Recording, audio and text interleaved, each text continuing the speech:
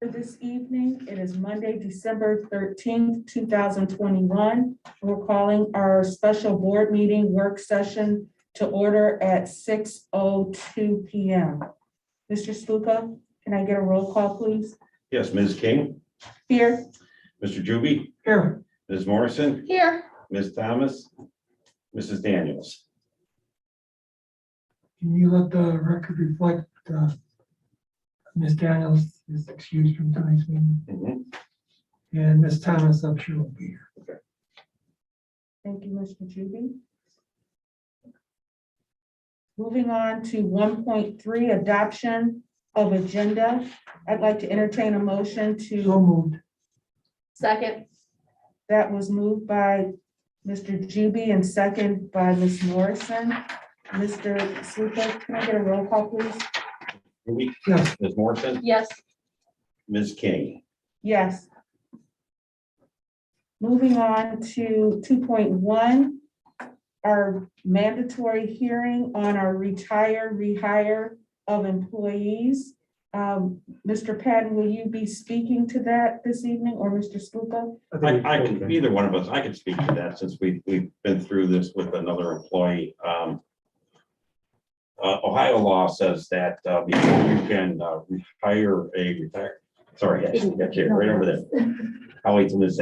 Thomas sits down, I can explain. Thank you.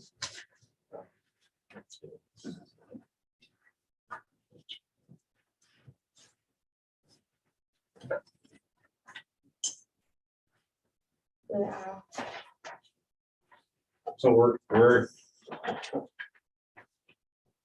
we're on 2.1, Ms. Thomas, and I was just ready to explain is that we're required, before we can rehire somebody, we have to have a public meeting within a lot of time frame before we can rehire. And this is the public hearing in case anybody wants to come and challenge or state that piece of it. So this is the official mandatory hearing. I don't think anybody is here to question the rehiring, and then the rehiring will actually take place at the regular meeting next Monday. So this is just holding that hearing. Is there any discussion? All right, we're going to move on to superintendent's recommendations. I'd like to entertain a motion to move and waive 3.1. So moved. That is moved by Mr. Juby, Second. second by Ms. Morrison. Roll call, please. Mr. Juby, Yes. Ms. Morrison, Yes. Ms. Thomas, Yes. Ms. King. Yes. All right, moving on to our presentations for the evening. Our first presentation is from Neola, Mr. Patterson. Yes, So, so Mr. Patton. thank you, Ms. King. So we are here to talk about the district's process of moving from Ohio School Board Association to Neola for our policies. We had a presentation last month from Dr. Patterson, who presented to the policy committee the recommendations and the changes. Present during that meeting were Superintendent Hankey, Assistant Superintendent Reisland, Mr. Sluka, our treasurer, and myself, as well as Ms. Daniels, our board president. During that time, we had a detailed presentation on what Neola can offer the district. And so we've asked actually Dr. Patterson, who would be our consultant, if the board so moves to Neola, to help present with us and the changes that would be going forward, and what Neola offers and the differences to present to you this evening. And so without further ado, I'm going to present Dr. Jeff Patterson, who is a retired superintendent. And he is here to present what Neola has offered, and has also provided you all pamphlets and packets from there. Dr. Patterson. Thank you. I like to refer to myself as a recovering superintendent. I spent 44 years in public education, the last 30 of which I was a superintendent or an assistant superintendent, and had the opportunity to work with many boards of education. And I have to commend you for what you do, especially during this period of a pandemic. I realized the most important role of a board of education is to hire a treasurer, a superintendent, set direction for the district. And I notice you've done that very well through your strategic plan, but also to establish school board policies. And I know a number of years ago, you worked with Neola. I was not with Neola at that time. And I know that there were some concerns, so we can talk about that after I provide some information to you. Currently, I serve Medina, Cuyahoga County, and also Lorain County, and I have 20 schools that I represent. In Cuyahoga County, I work directly with Bedford, Berea, Euclid, North Royalton, Rocky River, Strongsville, and Westlake. I have provided you with a list of Neola clients in Ohio. That list is now exceeds 500 clients. Neola serves 6 states, and Ohio and Michigan probably have 2/3 of the 1,500 school districts that we represent. Neola is unique in its policy services. So in Ohio, as far as I know, you have about 3 choices to provide policy service. You have Neola, you have the Ohio School Boards Association, and I worked with the Ohio School Boards Association when I was a school superintendent. And you have school attorneys in Ohio that do policy work. The one thing I want to point out to you that stands, I believe, Neola apart from the other 2 is it's the only mission that we have is to provide school board policy work. We don't hire superintendents. We don't look for treasurers in a search. We don't put on conferences or conventions. We strictly focus on school board policy work.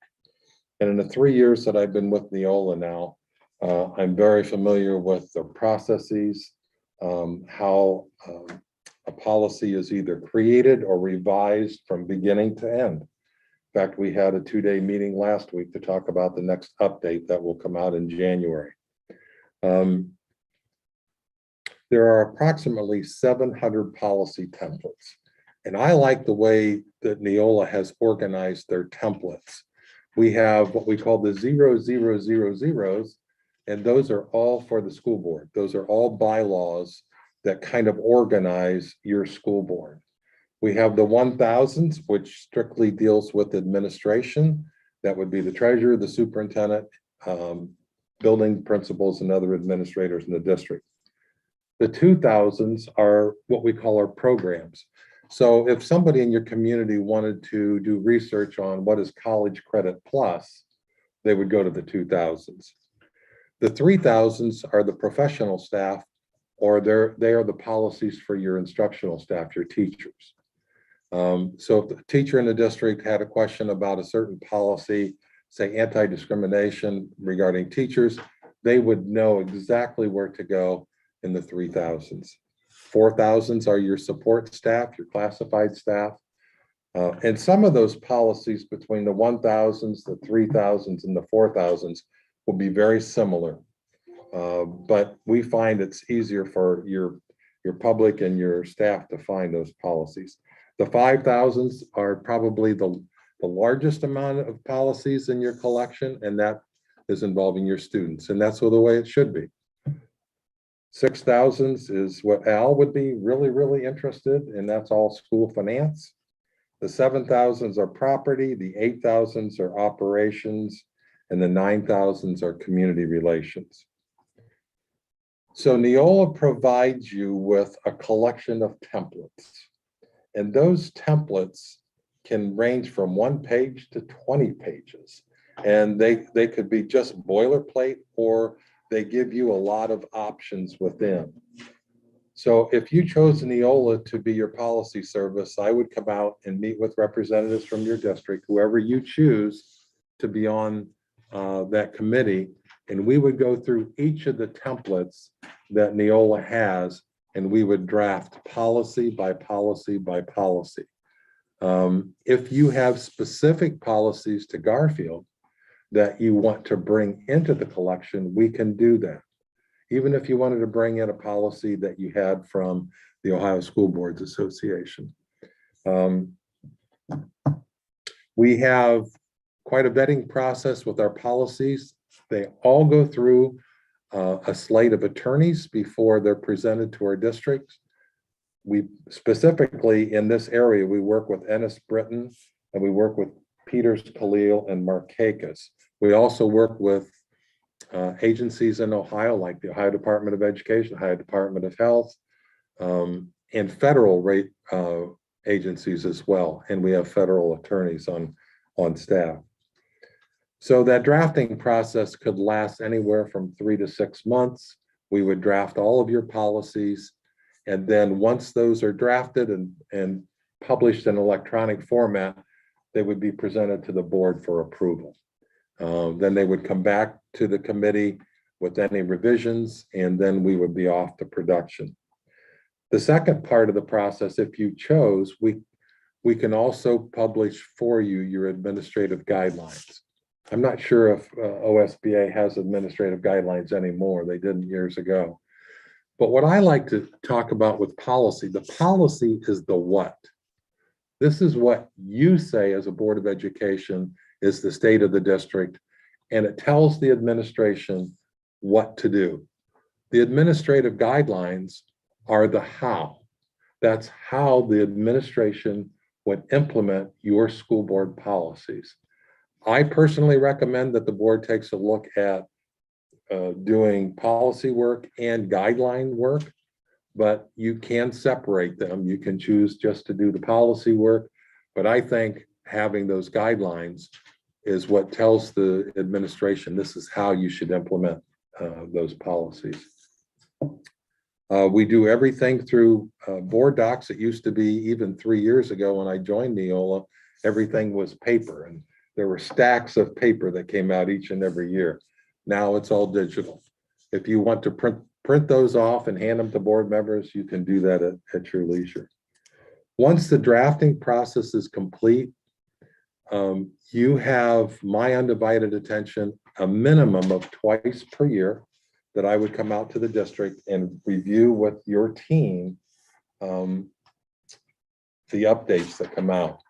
The next update will come out in January, and I've already had a preview of what those policies look like. Many of them are finance policies that are coming out of the auditor's office that they recommend certain changes. And then I would also come out in the second half of the year, usually about August in the fall, and start talking about the next update. Typically, there are updates throughout the year that I won't personally come out to. That's usually 1 or 2 policies, but I'm at your disposal with a phone call or any questions you might have. Even though I just have 20 school districts, I usually work every day because there's some question out there about a policy or a guideline. Neola does warrant their policies. If you were ever to taken to court on one of your school board policies that is in our collection, we would stand with you in the court of law with our attorneys and provide you support. I think that's only happened a handful of times, but with that, I don't want to get into the real minute details of policy work because it's real exciting stuff. But I'm certainly able to answer any questions. I can't speak to when you were with Neola 12 or 15 years ago, Superintendent Hankey did, but Mr. Juby, do you know what the issues were at that point in time? Non-responsive. We call them one answer in a week, it'd be a month and a half. And so that's when we did switch to OSBA. Sure. Understand that. And obviously you can have a good product, but if you don't have good customer service, it's And not that was gonna- probably the only reason we left. well, personally, Al and I've had a professional relationship for a number of years. I think I'm pretty well known in the district or in the area that I'm going to be responsive to the needs of the district. I meet regularly with several board members in Euclid and Rocky River. Typically, it's the administrators that I work with, but I'm happy to work with whatever team you want to designate as the policy committee as we go through the drafting process or we go through the update process. You have my card, and that's my personal cell phone. I'd appreciate if you don't register it on the call list in the United States for advertising, but you have my personal cell phone and my contact information through email. Be happy to answer any questions that you might have at any time. Does anyone have any questions for Dr. Patterson? I do have a couple of questions, Dr. Sure. Patterson. The updates, I know that we are looking at, you talked about twice a year. Right. We are looking at beginning to do kind of a round robin, and correct me if I'm wrong, Mr. Patterson, a round robin review of all of our policies Mhm. to update them and to ensure that they are fair and equitable. Mhm. So as we work through that process, you would still work with us to ensure that those policies are, not work with us to actually draft them, but we could draft those policies and send that to Neola. You guys put it in the format, comes back to Mhm. our policy. I wanted to make sure because you had mentioned twice a year, but we will be working on policies, I think, a little more often to make sure that all of our policies are at a level where they need to be. Sure. So if you decided you want to continue working with the Ohio School Boards, and I know when I talked to Nichelle some weeks ago at the Ohio School Boards Conference, you want to take a look at your policy work through a lens of equity.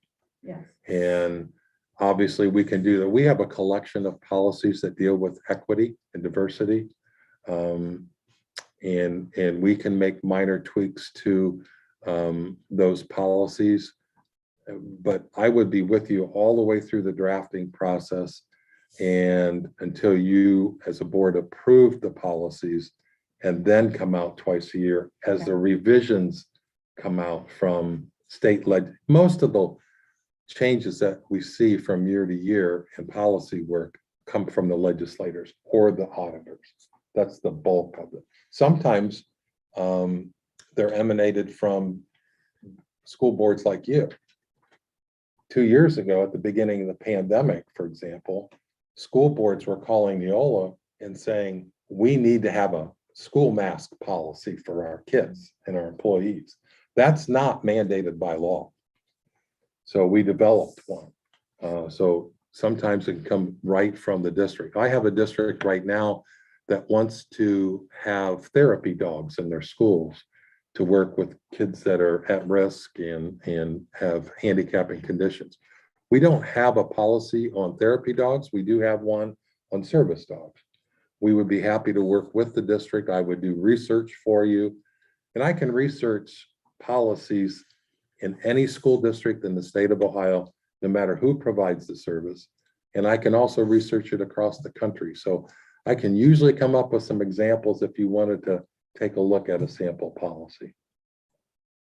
Thank you. And Mhm. one other question, you indicated that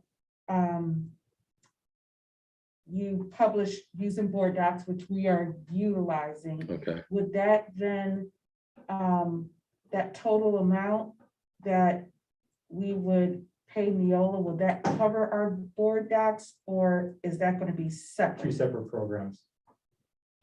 Okay, But what it is Neola feeds into, kind of like OSBA does for our board Okay. policy, it's the same thing. It Okay. feeds into that, so like when we would get the updates or we have questions, you go, you click on policy, it would be in there under the new system and be able to see everything just like, always, well, kind of what the current system we have now, but it's two separate programs. okay, Do you have board docs for your school board meetings? We do. Okay, so yeah, it's the same company, but it's a different product. And I find it pretty easy to use. Again, if I could say one thing, what the biggest thing is that the administrative guidelines are a huge aspect, where OSBA does not have that now. Or a lot of times when there's policy, we have to find out the answers for our own. A lot of times we'll reach out to legal counsel, which is not a bad thing, but at least it gives our both the central office as well as our building administrators access to issues or guidelines when they're looking up board policy. And so that, and again, the other big thing is that the support that happens right now. So when we get updates, districts are left on their own to do the updates, to bring it to the board, and then go ahead and make those own changes on our own. This would, if the board decided to go with Neola, those changes would not, we would have basically a hand or a partner to help make those changes where we currently don't right now. And so it's a very cumbersome process from all the changes that we have to make and go back and submit them. It's just a very long, it's a hard process, just put it that way at this point. Thank you. Mr. Patterson, what would the cost per year be to the district? Yeah, once we've finished the first year, we've drafted all your policies and your guidelines, and that is complete. And by the way, the first two updates, if you signed on for 2022, the first two updates would be included in the overall cost of the drafting. And then once that's complete, I believe that the current rate now on a yearly basis is $2,450. It is in that contract that Neola sent to Superintendent Hankey. That's per year? That's per year, yes. After the drafting, it'll cost a little more that first year as we're drafting the policies into. Yeah, then there's an annual cost, and part of that annual cost goes to board docs. And part of it goes to paying me to do my job. And part of it is to production, which is located in Coshocton, Ohio. They're the ones that go through electronically and put everything together for you. And if you wanted to have a school board attorney to do that, you can imagine how quickly $500 an hour would rack up for you. Are there any other questions for Dr. Patterson? All right, Dr. Patterson, thank you very much for your time you. this evening and all the wonderful information that you shared about Neola. Sure, my pleasure. It's good to be back. I think this is the third time I've been in your board offices, so it's nice to be back. And I was at the high school waiting for the meeting. What a beautiful building you have there. Thank you. Amazing. Thank you. All right, we're gonna move on to 4.2 metal detector presentation by Officer Dillon. Officer Dillon, the floor is yours. Good evening. Good evening. Thank you. What would I just? be Go ahead, moving around? you can sit right there, Okay, and then whatever you wanna do, stand, I have some things to pass around, so. oh, go ahead and do that. All right, so I'll just kind of start from how this research started. Actually, before COVID, Mr. Hankey, myself, and Mr. Patton, we were talking about the idea of metal detectors. And one of my counterparts over at Maple Heights, I was talking to him, and he said, why don't you come over and take a look at how our building is set up with our metal detectors. So I went over there in 2020, early 2020, and looked at their setup just to get an idea. Came back and discussed it with Mr. Hankey and Mr. Patton. And then COVID hit and things went by the wayside. So about 6 weeks ago, the discussion came up again, and Mr. Hankey asked me if I could resume the research on it. I guess he had discussed it somewhat with the board, and so that's what I did. So I found out who Maple Heights used. I did some research as far as what companies would supply those. I found 3 companies. One was totally online company. You had to buy the material, they would ship it here, and at some point they would send somebody out to install it, but they were not local, and everything was done online basically. They did get back to me within a timely fashion, but again, everything was done online. It had to be shipped here, blah, blah, blah. Second company took them about 3 weeks to get back to me. So the third company, the guy got back to me like within 3 hours. It's called Chia. They're out in Hudson. And come to find out, they did the work for Maple Heights. They did work for Cleveland Schools, East Cleveland Schools, Warrensville Heights. And they were, when I was talking to him, they were in the process of installing all the detectors over at Bedford. So he was, very nice. He invited me out. I went out to, they are in Hudson, Ohio, local company. I went out to the facility, took me around, showed me whatever they have to offer. Told me what the other buildings were using, what was most cost effective for school districts. And so I talked with him 3 weeks ago, or maybe. We had him come out. He came out here and talked to Mr. Saluka, Mr. Patton, Mr. Hankey, Ms. Reisland, and we kind of discussed it again. So what I have here tonight is to kind of show you what some of the units are. Again, we're basing it on what he felt is the best for what the district's been going with. So there's numerous units out there. Of course, they can get quite expensive, but they do supply almost all major sporting facilities with detectors. All the big amusement parks, this company supplies. So this is where we're at, and I'll kind of just give you an idea. This is the one that he, if you want to take it, that's the one we got. This is the one that he felt it was best for school districts, money-wise, and for what we need to accomplish with metal detectors. Along with that is hand wands that have to be used also. So, and again, I'll go through and explain how the process would work. And be more than happy to answer any questions for you. I'm sure I won't have all the answers, but I'll do the best I can from what I learned from him. There is a process. So in other words, it's not going to come out and be installed on Monday, and Tuesday we're ready to go and we got all the kids coming through within an hour. That's not going to happen. It takes time. When I was at Maple Heights, they showed me how it was probably a 3-week process for the students to get used to what they can bring in, what they can't bring in, and you know what they have to do when they come in. And after about a 3-week process, it kind of went through pretty well. These detectors, a rough estimate of 400 persons per hour. Okay, so that's per detector, per unit. Could be greater or less, depending on, but once we get things flowing, again, the students learn that when I come in, I have to put my bag over here. Don't have this, don't have my pocket, take this out. A couple other good things about that particular model is you won't have to remove everything. You don't have to take your keys out. You don't have to take your belt off. You don't have to take your cell phone out.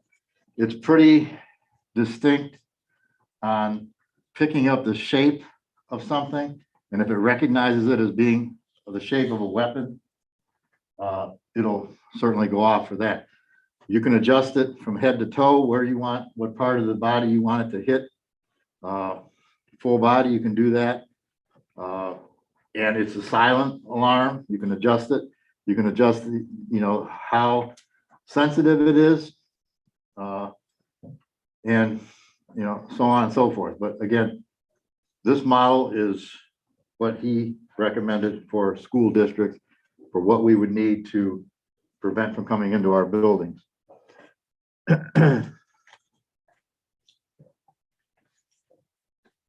This next handout is just something that you can look at. It kind of explains the process. I'll kind of go over it. And just go over some of the main points of what happens when somebody comes in. I did a little bit of a sketch. Just use the high school as an example. When you come in the main doors,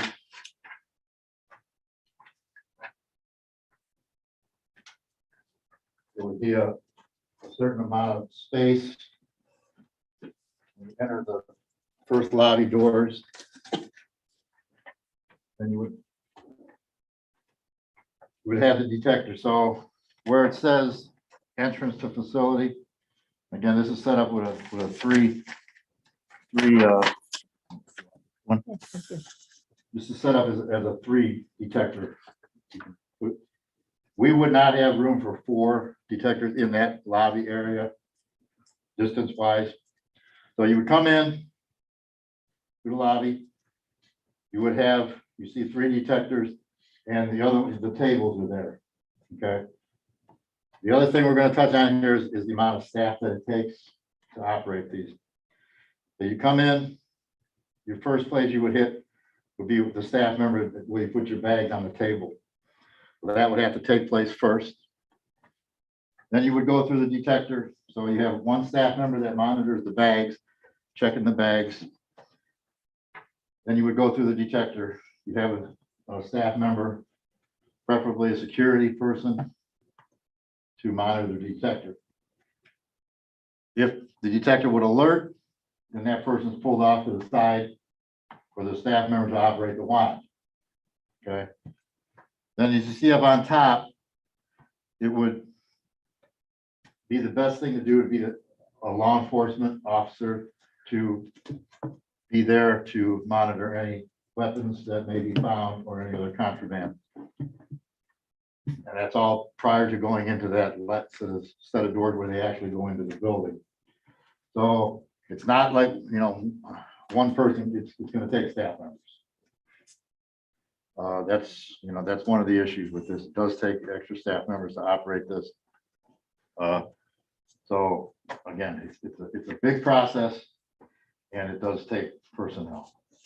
So any questions about how that works going in and what needs to be done to operate? Just to, I just want to get clarification. So where the metal detectors would potentially be at the high school would be in the area by the front office where the cases are, Correct. Yes, before you enter that set of doors. So the students would come in the first set of doors from outside. There would be 10, 15 feet, maybe 20 feet. You row of detectors, then there would be another 10 feet or so before they would enter into that set of doors going into the actual, next to the cafeteria right there. okay, and then we only have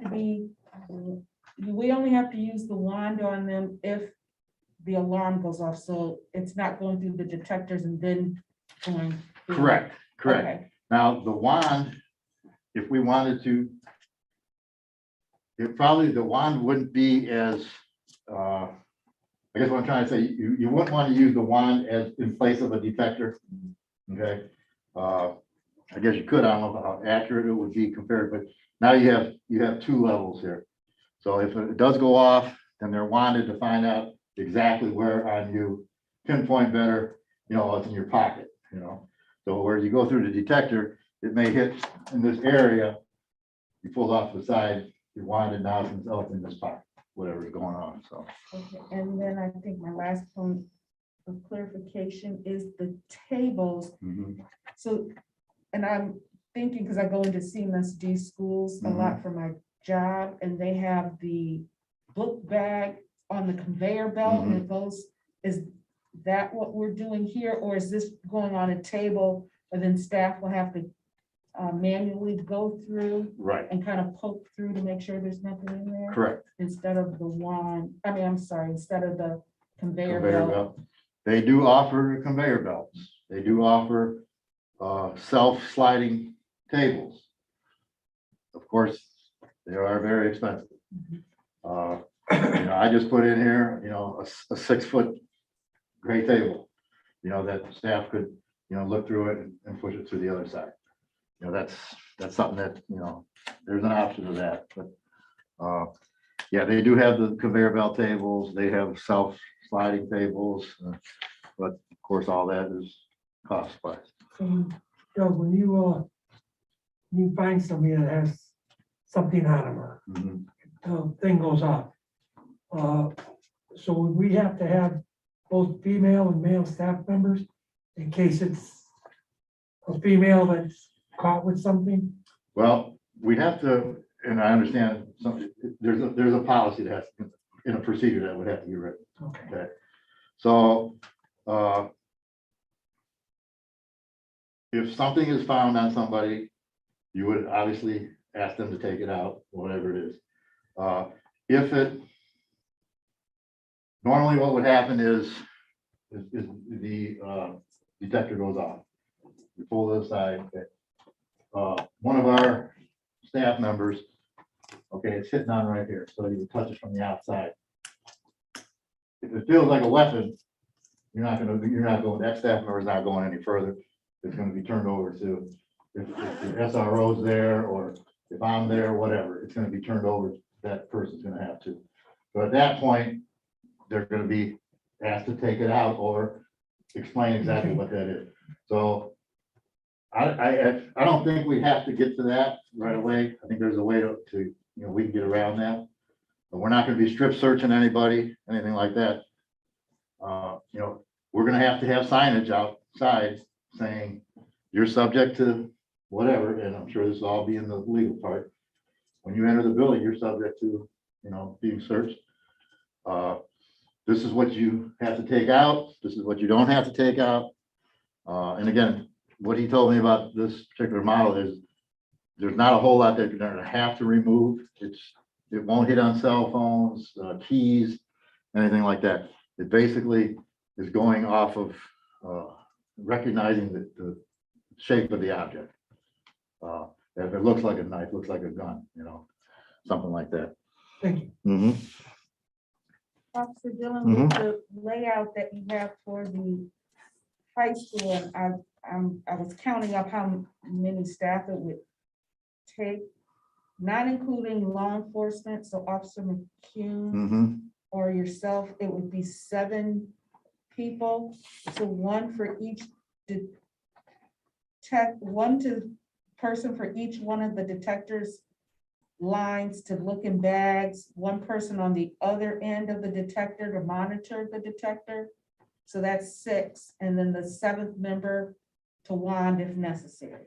Correct. Is that correct? That would be in a perfect world. I would hope that once we get things rolling, that we would be able to cut that amount down, because, we would probably need to keep things rolling down there. We would probably need a staff member at each table, and then we certainly need a staff member to monitor each detector. As far as the wand go, I would hope over time, we're gonna have less and less people that are pulled over to the side because they have something that's not distinguishable in the detector. So, but yeah, that's the problem with, not the problem, but that's one of the things that it takes to do it the right way. That's what it takes. It takes personnel.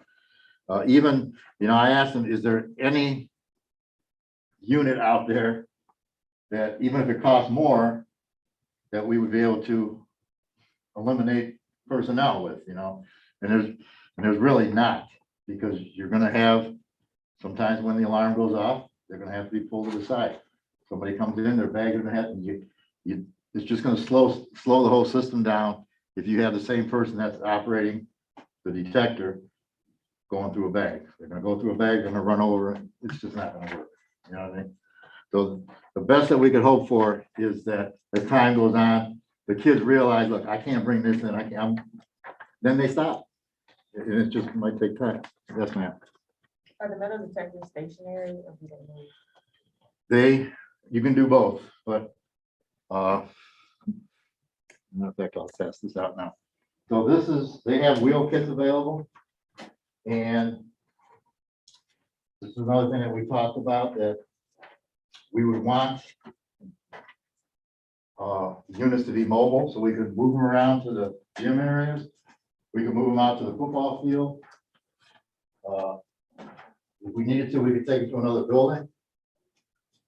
So on here, the second item down, part number 70796, It's called a tip over wheel unit. They have regular, like a dolly that you can get for them. Problem with that is if you want to get through a short doorway, you got a problem. The tip over ones, they tip all the way back, which allows you to go through even a short doorway. Tip the whole unit back. They're not really that heavy. And then you're able to take it wherever you want. So yeah, to answer that, yes, we want them to be mobile, to take them anywhere that we will want to go, even when you take them to another building.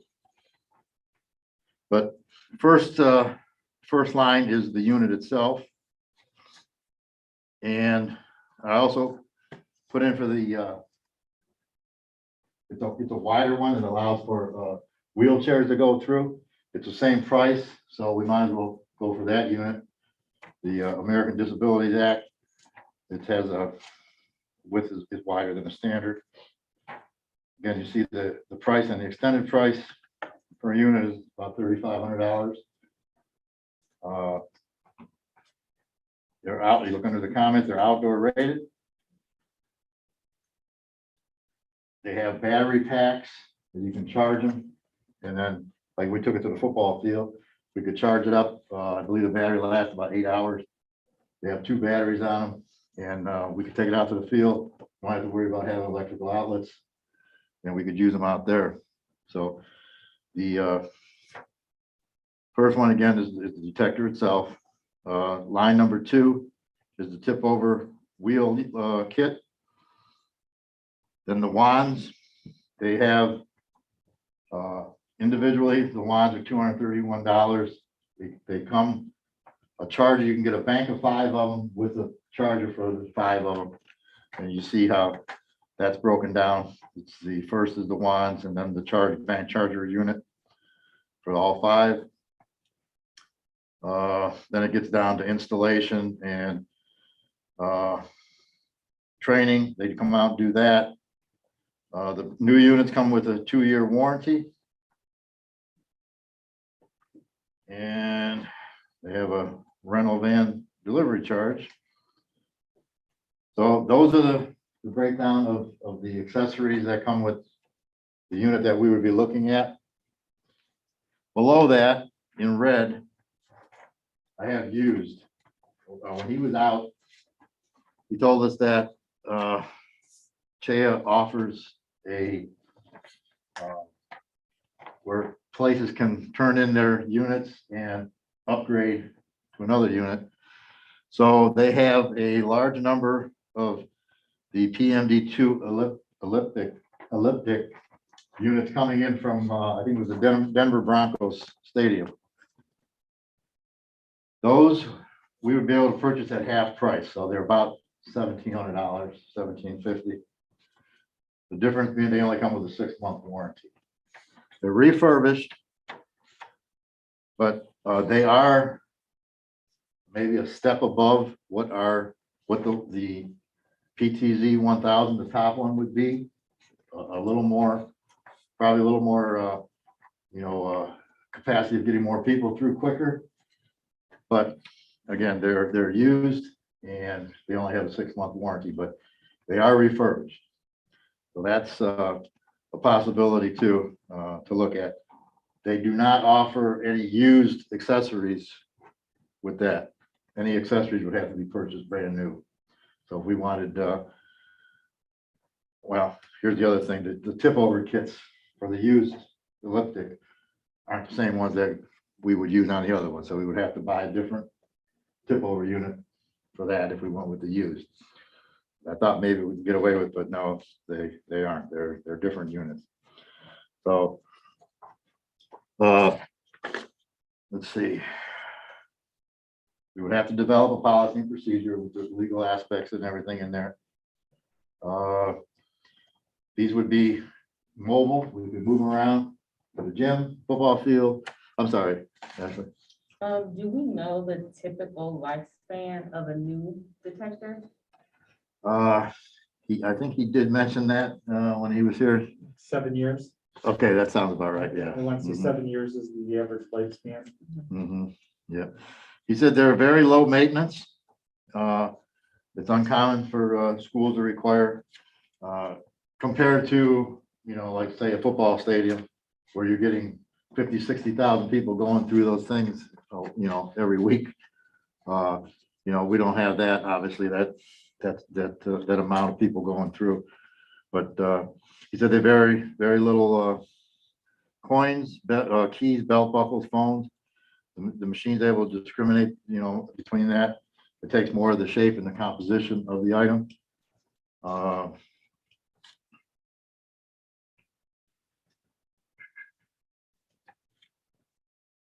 You can adjust the settings on it. They would have somebody come out and look at the area that we have and help us determine exactly how the setup would be, what all we would need, things like that. What our building is capable of doing. Most of our buildings in the lobby area, we would want our cameras to be on the detectors. So most of our buildings are already set up. We have cameras in the lobbies. So we already set up with there. Should anything happen, we can always say that, that's on video anyhow. There's several things that we'd have to look at. Again, it's not going to happen overnight. And the other thing would be our tardies. How do we do,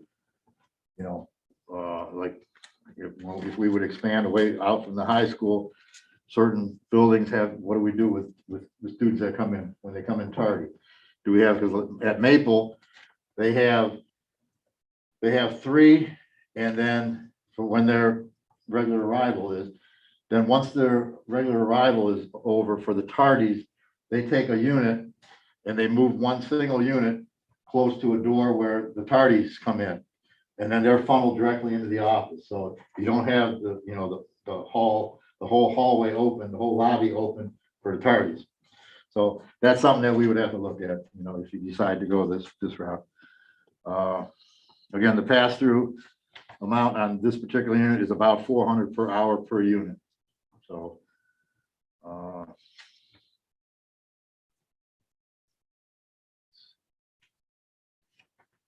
any other questions? I do have a question with the number of panels.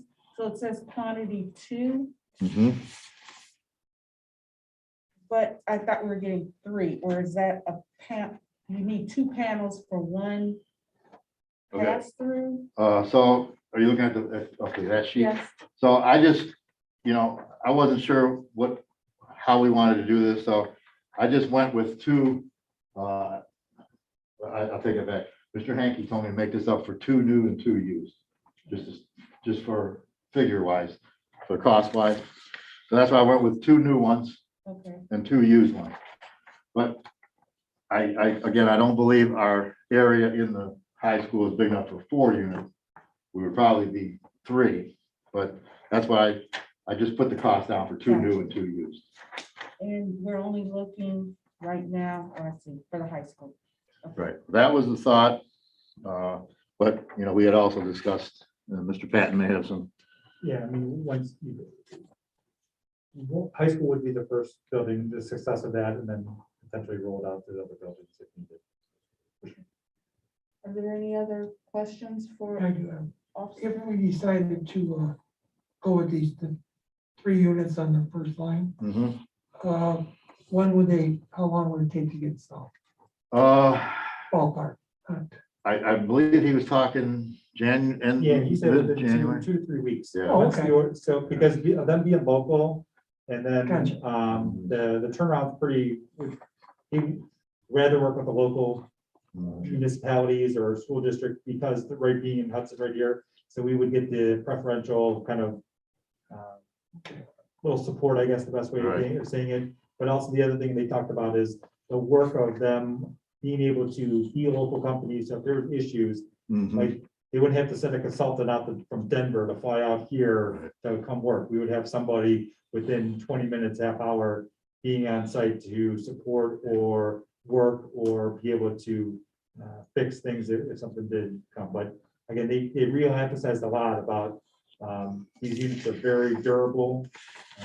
Again, like the ones that you referenced about the Denver Broncos, I mean, they were, I don't know, they got rid of like, I don't know, a couple of thousand. Yeah, there was a lot of, yeah, there's And the- several they- hundred of them. in the Denver Broncos, we're doing something like more of like a permanent one that was a newer design of one, so that's why they were able to go through this, but the rapid space, I mean, the key thing about this is really, and what Officer Dillon was talking about, is getting the routines in place with our students, and we understand that. We will work with the high school administration to get them acclimated, and getting the process. There's always bumps in the road anytime we do something new, especially bringing something new on at the beginning, in the middle of the school year. But we will all be there supporting, helping them, and a couple weeks later, it'd be, smooth as glass, just getting through in and out, so that's the key. Now, one other thing that, the detector itself does have a accounting feature on it. It can tell us how many people go through it. But if you wanted to, I think somebody brought up when we were talking about it, anything else, can you tell us how many alarms went off, or how many? That's not stored in the machine. And that is a separate unit that you have to purchase to extract that, from the machine to find out how many alarms went off the first week we had it, things like that, of that nature. So these metal detectors would go at the main entry doors at the high school. Do we have any plans to do anything to the other entry doors to make them more secure? Well, as far as, you mean like when the kids start coming in, how would we would have to, we would have to, everybody would have to be directed to these doors, okay, for entryway. So like Mr. Patton said, we're gonna have to take a look and see, what do we need to change? If there's bad weather, we don't want kids standing way outside, a whole line of kids. So we're gonna have to look at, maybe it's possibility we may have to put another one down at the gym door, or, something like that. The other thing we have, when the students come back from CVCC, they usually come in the PAC building. We're gonna have to change that around to make sure that when they come back in, they come in the main door. Or do we put a unit somewhere and move it, there's some things the logistics are gonna have to be worked out, definitely, but. Can I add one other thing real quick? But the key was having the ones that are mobile. So that Mhm. gives us that flexibility of moving it down to the CAC, or moving it to the athletic complex, or moving it into, what we call, so for the breezeway or whatever, I don't know, between the, Yeah, the hallway that we have. So if we have inclement weather, we have to move students over there. The key thing is having the ones that are on wheels to move around, because it just takes, once you move it around, it's not like you have to set it sit for 24 hours. Right. You move it, you set it up, boom, you plug it in, or you switch it to battery, and it automatically goes, so that you are able to keep that flow going of getting students in and transcending back into class and start their day.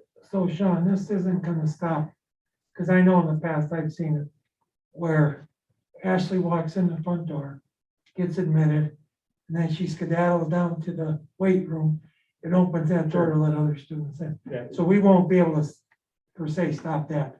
No, but we have a lot of our cameras in our high school are positioned on doorways. And so the high school administration, as well as security, are consistently looking at that. And when they find the student doing that, those students will face a consequence. Okay, And it has been consistent that we've done through the entire time. very good. That was another reason why I felt we can't pull all the security personnel to do this, maybe one, because we're gonna have other things going on in Sure. the building. So, if one security person is there to operate, to watch the machine, the others are just gonna have to be other staff members that we can, and then we're obviously gonna have to cross-train several staff members, because if somebody's not there that day, we can't shut the place down, because but yeah, it's gonna take, we're gonna have to take a look at a lot of different things and, see what we need to change around. So, but if anybody has any questions, you can email me. I can get a hold of the guy from Chaya. He's more than welcome. He's happy, he'll take the questions and he gets back to me right away. So if you have any other questions that, I can't answer, and I'm sure there may be a lot, but that's kind of the gist of it. And it's not not the answer to everything, but, you know, it's, I'm sure it would help matters. If I could follow up a little bit on that, I got a chance to walk around the other day. We actually had a security assessment done on all our schools. There is a grant out there that's put out by the AG that we can apply for. And what it does is it helps with the cost of this type of item. But the first thing we had to do is get a security assessment done. So Doug walked around with the gentleman. His name is Tim Delvecchio. He now works for the Ohio Schools Council, but he did work for, at one time, the Department of Homeland Security. So they came out and wrote up an assessment that we need to apply for this grant with. And it was a perfect opportunity to use this grant money to pay for this type of item, along with some of the other recommendations that were made in the report. And we'll make that report, once he finalizes, I'll make that report available to the board. And so it gives us a chance to at least apply for some grant money. Hopefully we can get to help offset some of these costs, especially for the metal detectors and the wands. Any other questions for Officer Dillon? Thank you, Officer Dillon. Okay, you're for taking the welcome. Time to put together the report and sharing it with all. Sure, of us. you're welcome. All right, we're gonna move on to 4.3 tentative agenda review. Are there any questions about our agenda for the December 20th meeting?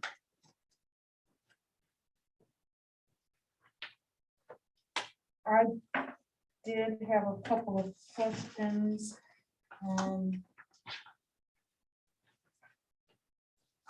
With the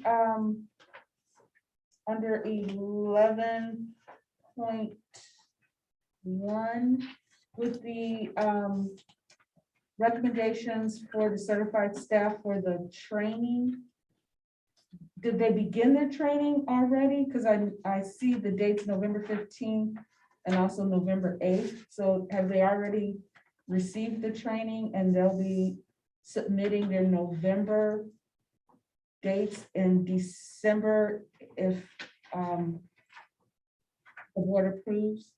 Am I understanding that correctly?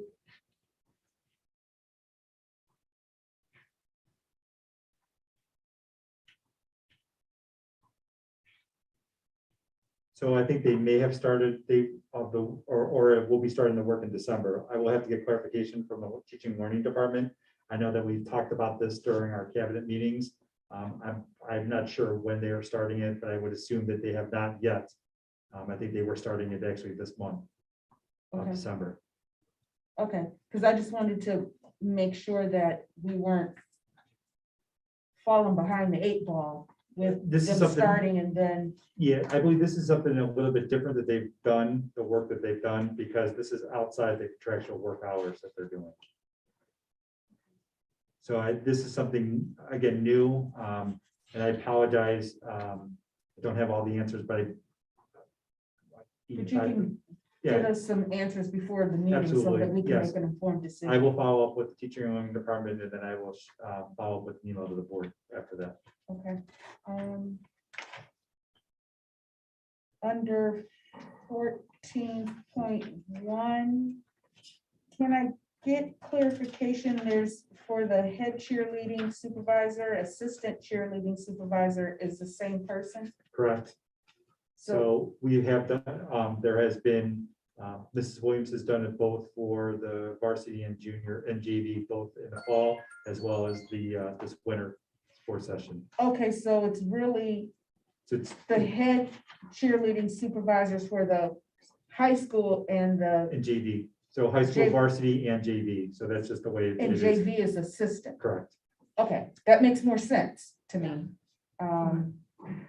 And then with weightlifting, are those individuals, I'm trying to think of a different word, supervising specific times Yes. each day? These were done over the summer and did not get submitted on at a timely manner. So Their names were added to this agenda for work they had done back in the summer. Okay, so this is summer, not current That's school not the year. current, no, because this is during the summer weightlifting. There's 3, and then like right now in the spring, and they'll start the football weightlifting. So it's off the seasons to get students working in condition, but their names were left off and added to this agenda. So is the position a year-long position, or was it a summer position and there's a new position for the winter? It's a summer position. There's nothing during the winter. This is outside, so there'll be 1 added for the spring, but these were 2 who are doing it during the summer. So when will we see? The spring one will probably be either in January or February.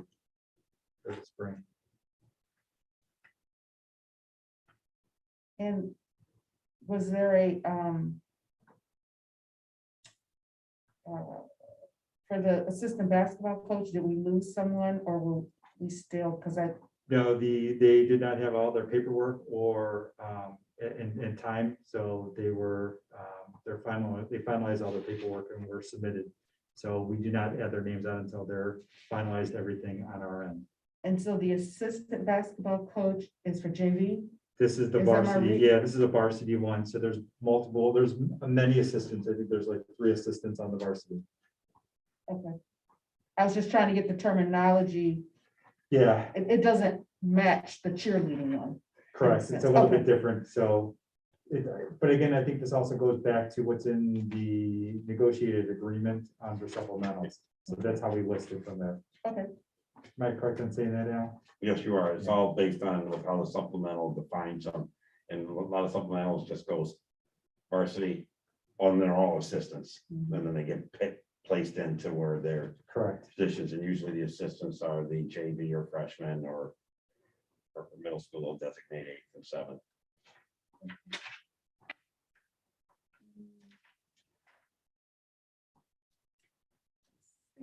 $16.4 with the ESC. Would Miss Leah Travis, will she be working with Dr. Corey on, or is this with teaching and learning? This is what teaching and learning. So Leah Travis works with the district as a consultant on various aspects. So she will work with teachers, especially with our math data. She's an expert in that and helps, and she's been working with the district the last several years to go in and then offer instructional strategies to the teachers to help identify learning gaps that are taking place in the classroom.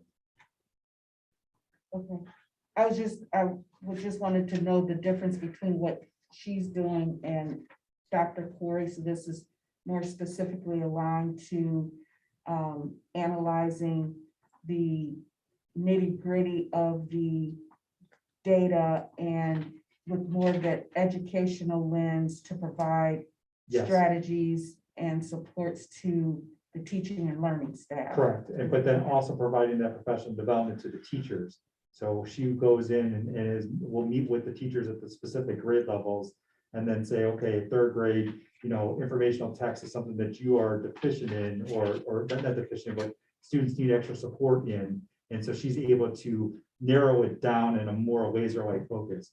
So she does work with Mr. Corey on the data piece, but it's more going in and providing to teachers the professional development support. Where Mr. Corey is looking at the large picture and then seeing that she's actually narrowing it down and providing the support for the teachers in all grade levels across the district. Okay. That makes sense.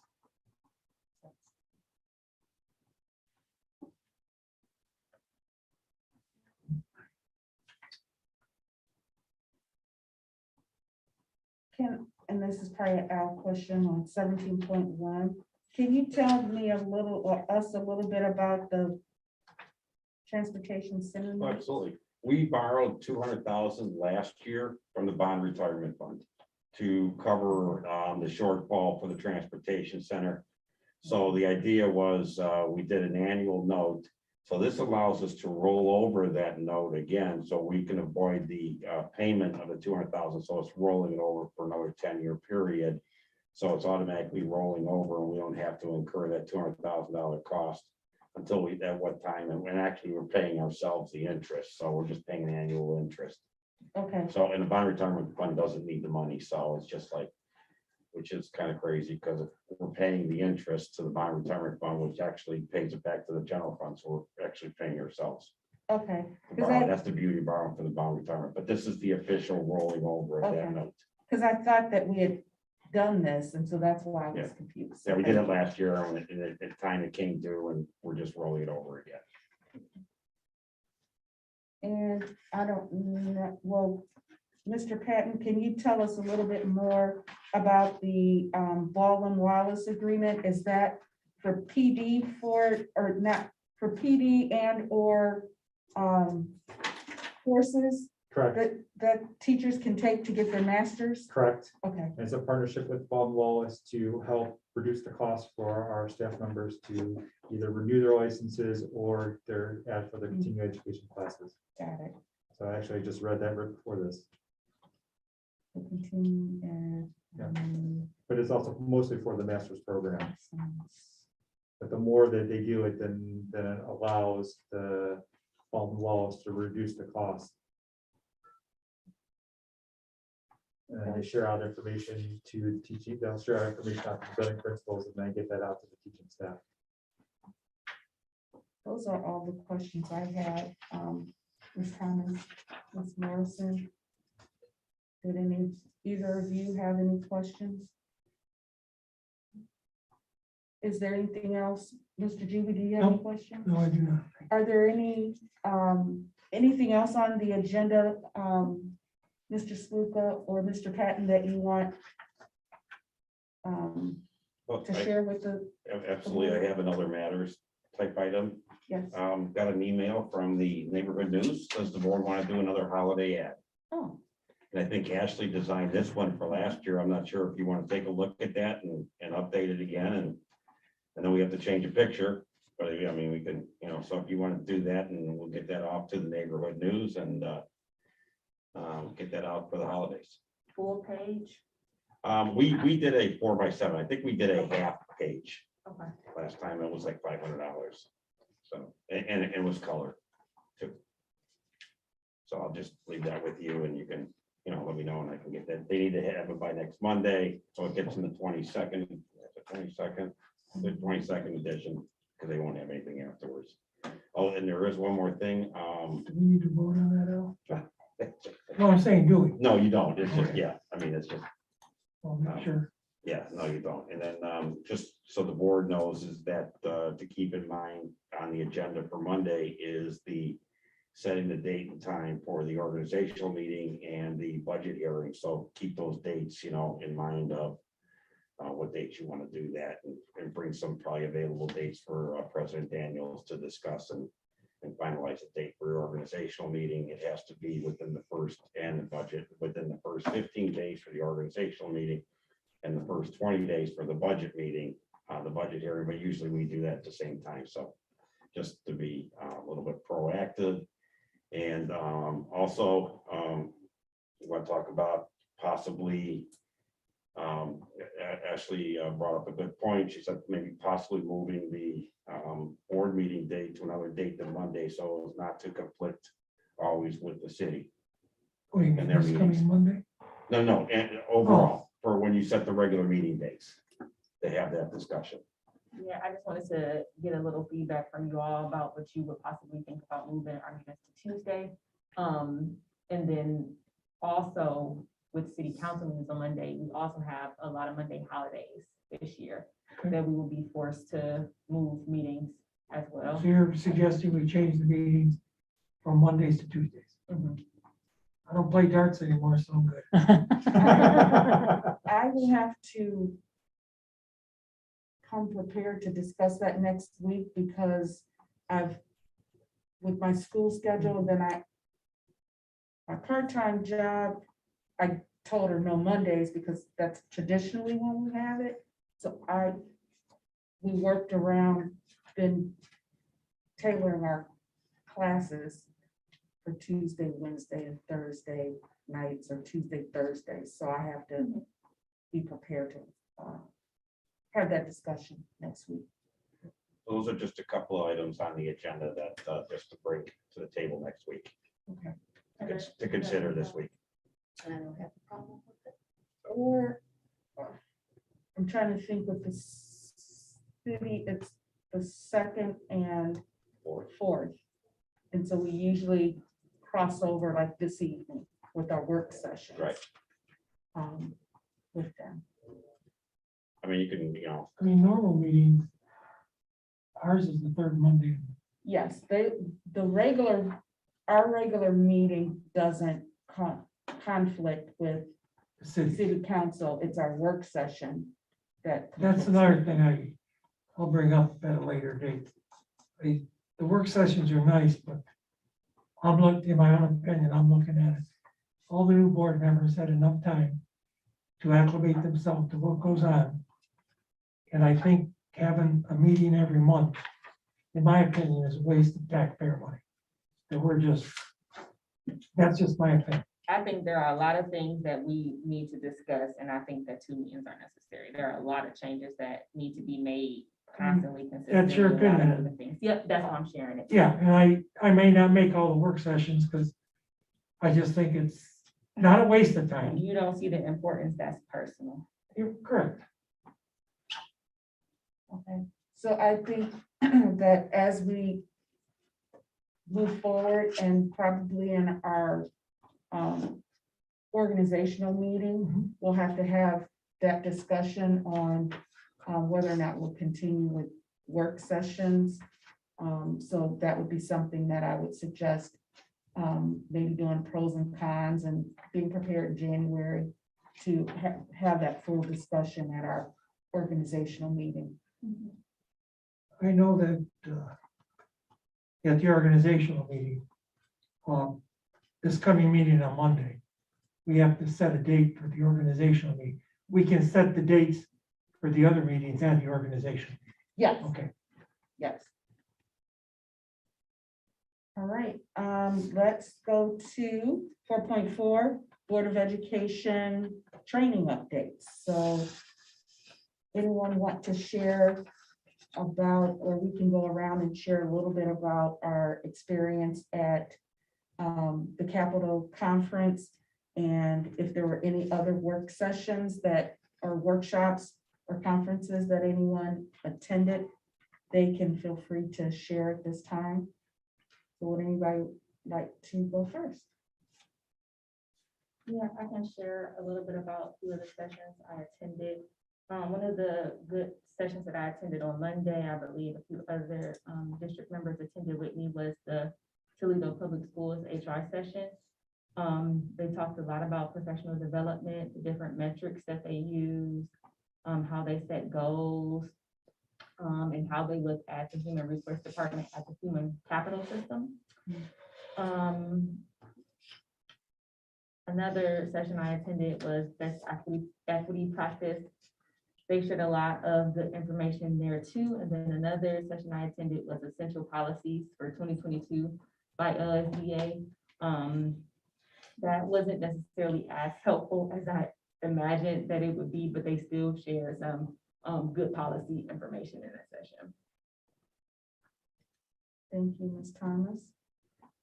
The two big highlights for me at the Capitol Conference, one was a presentation from Shaker School District, where they talked about their development of their equity policy and the work that they've been doing with diversity.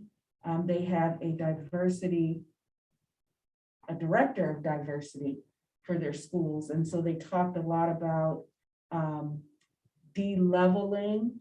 It was 3 Ds, de-leveling.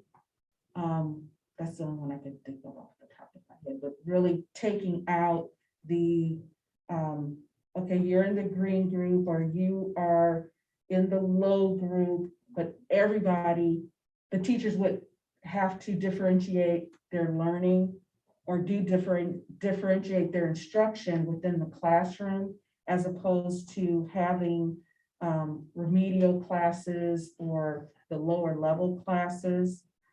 So I just thought it was an interesting approach as to how they've done that over the last several years.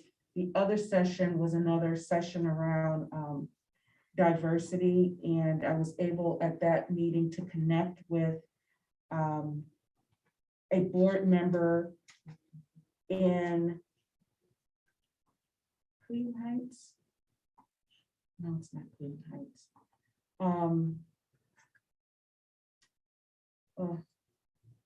It might be Cleveland Heights.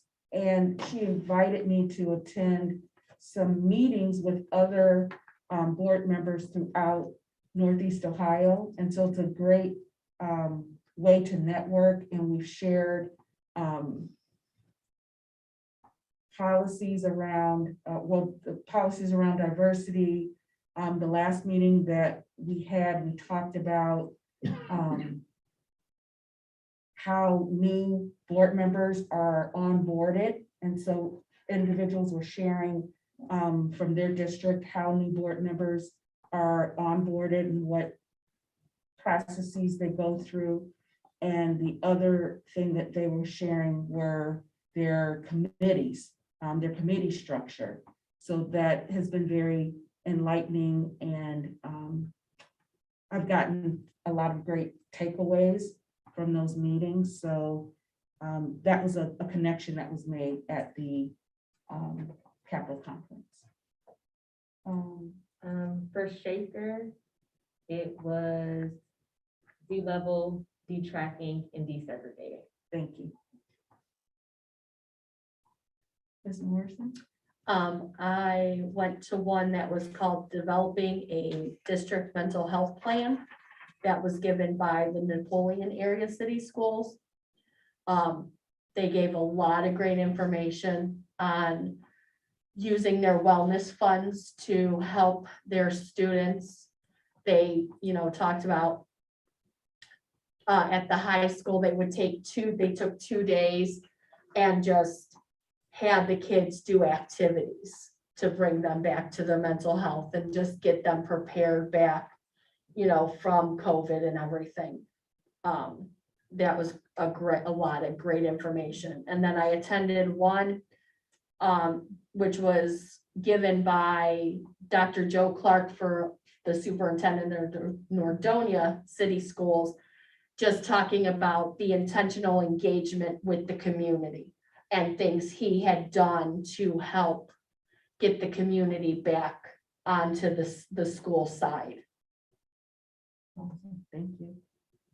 Mr. Patton, Mr. Sluka, was there anything from your trainings that you wanted to share?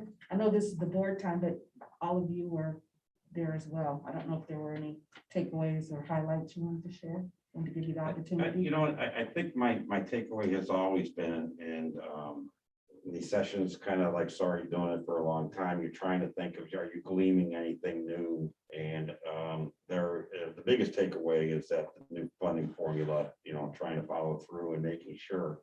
But my takeaway has always been OSBA is connecting with board members and trying to find out what exactly is what is the word I'm looking for?